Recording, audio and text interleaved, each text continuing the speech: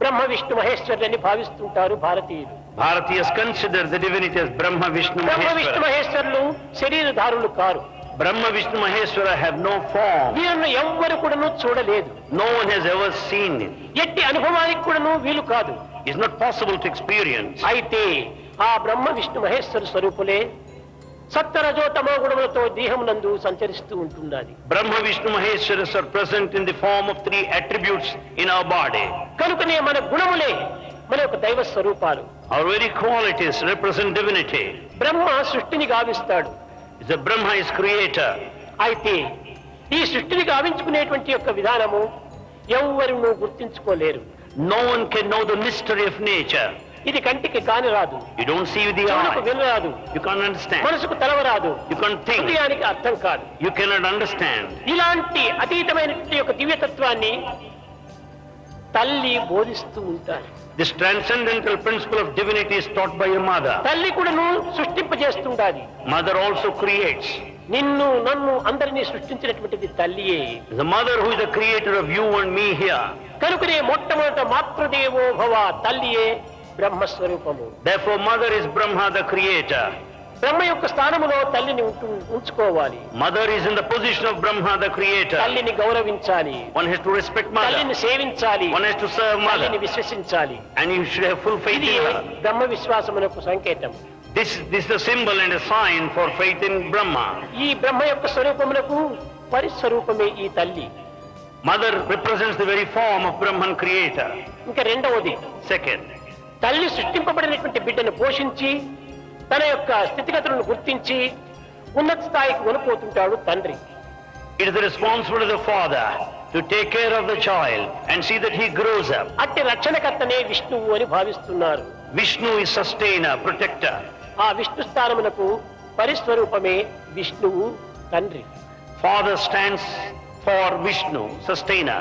కనుకనే పితృదేవో భవ, Therefore father is God. తల్లి తండ్రులు ఇరువురు కూడాను బ్రహ్మ విష్ణువుల యొక్క రెండవ స్వరూపములే. Therefore mother and father stand for, represent Brahma and Vishnu, creator and sustainer. వీరు ప్రతిబింబ స్వరూపులే, They are very reflections. వేరు కాదు. They are not separate. తదుపరి ఈశ్వరుడు. Then comes Ishvara. ఈశ్వరుడు బోలా శంకరుడు అని. Ishvara is the one who is అడిగిన pleased. వారందరికీ వరములు ఇస్తుంటాడని. He confers, grants all boons. ఎవరిని కాదనలేడు. He will never deny. ఇలాంటి సత్యస్వరూపము దాచితే దాచేది కాదు, You cannot hide it. మార్చితే మారేటువంటి You కాదు. cannot change it. అట్టి శివస్వరూపాన్ని మనం గుర్తించడానికి తగినటువంటి యొక్క ఆధారము తమో గుణమే. It is only this tamoguna, the last attribute, that stands for తమో Shiva. గుణమనగా ఏమిటి? What do you mean with tamoguna? సామాన్యంగా ప్రపంచంలో తమో గుణమనగా నిద్రాహారంతో మునిగి కాలంను వ్యర్థం గావించేటువంటి వాడు తమో గుణుడు అంటారు.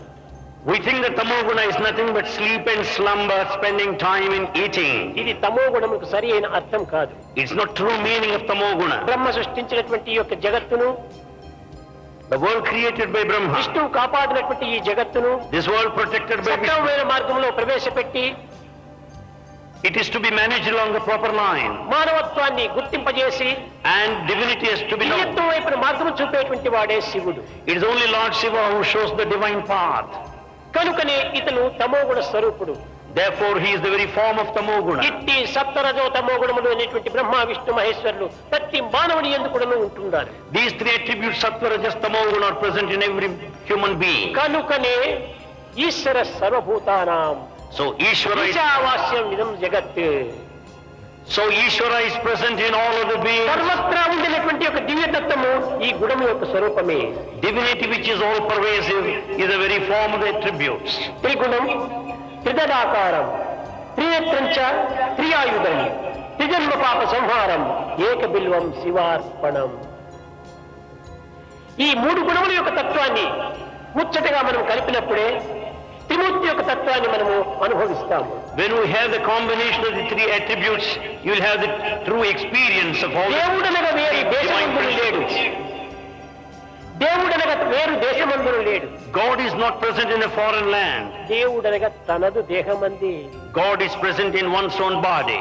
పాపమనగా వేరు పరదేశము లేదు. Sin is not present in a foreign country. తాను చేయు పనుల తగిలియు. It is attached to one's own action. కనుకనే దివ్యత్వ నిమిత్తమై మనం అనేక ప్రాంతములు తిరిగి సత్యాన్వేషణ సలిపి ఏదో మేము గుర్తించినామని అనుకోవటము ఇది ఒక భ్రమ. It's only illusion that we are in search of God, that we go around different places to understand divinity. తనను తానే గుర్తించినటువంటి వ్యక్తి ఇంకా దేనిని గుర్తించగలడు? A person who cannot understand his own self, how do you expect him to know that? ఈనాడు జగత్తులో జరుగుతున్నటువంటి యొక్క చక్కని ఆదర్శం. It is only one that has been happening all around. ప్రతి మానవుడు కూడా జగత్తునంతా గుర్తించడానికి ప్రయత్నిస్తున్నాడు. Every man wants to know the world. చంద్రమండలం చేస్తున్నాడు. He goes to moon. నక్షత్రాన్ని టోటల్ గడుస్తున్నాడు. He reaches stars. ఇంకా అనేక విధమైన పంచభూతములను వశం గావించుకుంటున్నాడు. He could have control over 5 వాటితో ఆడుకోవడానికి ప్రయత్నిస్తున్నాడు. He makes an effort. కానీ అన్నింటినీ తెలుసుకోగలుగుతున్నాడు, కానీ తానెవరో తనను తెలుసుకోలేకపోతున్నాడు. He knows everything, but he doesn't know his own self. అది తెలుసుకున్నప్పుడే సర్వంలో గుర్తించినటువంటి వాడవుతాడు. If he knows his true self, he'll be knowing everything else. అది ఏ విధంగా గుర్తించాలి? How to know? ఏ విధంగా తెలుసుకోవాలి? How to understand? దీనిని కాన్షియన్స్ అన్నారు. This is called conscience. దానిని మనం సాక్షిగా ఉంచుకొని ఆ కాన్షియన్స్ యొక్క వైబ్రేషన్ అనగా సంకల్పమును చక్కగా మనం అనుసరించడమే దీని యొక్క అన్వేషణ. Therefore, conscience should stand in the place of a witness. We have to follow its vibrations. కానీ ఈనాటి ప్రతి మానవుడు కూడాను మనస్సును లేక దేహమును అనుసరిస్తూ ఉంటున్నాడు. But man today follows his body or mind. అందువలనే అనేక విధములైనటువంటి కష్టములకు, నష్టములకు, దుఃఖములకు గురి అవుతున్నాడు. Therefore, he is put to all kinds of sufferings, troubles and anxieties. దీనిని మనం అనుసరించకూడదు. We should not follow that. Mind is like a mad monkey. Mind is a mad monkey. పిచ్చికోతి. It's a mad monkey. దీనిని అనుసరించడం వల్ల అనేక విధమైనటువంటి ఆపదలకు గురి అవుతాం. You will be put to all sorts of danger if you follow your mind. Body is like a water bubble. Body is a water bubble. ఇలాంటి దానిని ఎంతవరకు మనం అనుసరించాలి? How far can you follow them? ఒక్కొక్క బిందువు నీటి నుండి పుడుతుంటాది. Each bubble originates out of water. ఒక్కొక్క బిందువు నుంచి కూడా ఒక్కొక్క బుడగలు నేర్తుంటాయి. Each bubble has got the water within it. కడపటికి అన్ని బుడగలు ఏకమైపోతుంటాయి. All bubbles get unified. అదే విధముగానే అన్ని దేహములు కూడా ఒక నీటి బుడగల వంటివి. All bodies are like water bubbles. ఈ బుడగలైనటువంటి దేహములు అన్ని కూడా ఏకత్వం అనేటువంటి దివ్యత్వంలో ఏకం కావాలి. All bodies, the water bubbles should unify in divinity.